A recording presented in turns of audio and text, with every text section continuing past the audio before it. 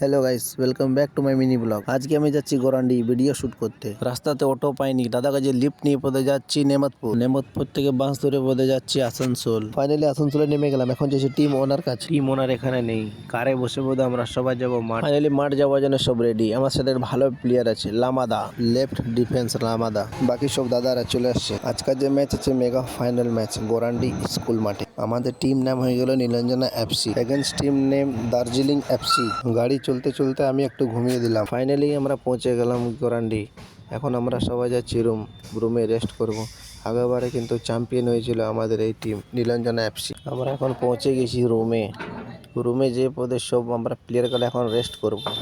রুমে একটু রেস্ট করার পর আমরা চলে এলাম সব খাবার খেতে। সব প্লেয়ার গেলে আমরা বসে এখানে খাওয়া দাওয়া করছি। পরে করে আরো সব দাদারা চলে এলো, আমি লামাদা হাসি মজাক করে যাচ্ছি। ফাইনালি আমাদের টিম রেডি ফাইনাল খেলার জন্য। সব প্লেয়ার রেডি হয়ে গেছে কিন্তু ফাইনাল খেলার জন্য। ফাইনাল খেলতে যাচ্ছি আমরা সবাই। এই হচ্ছে আজকে আমাদের টিম নীলাঞ্জনা এফসি আসানসোল।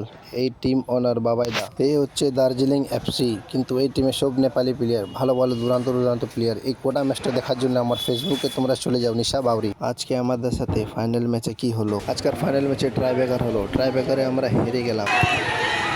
গোল!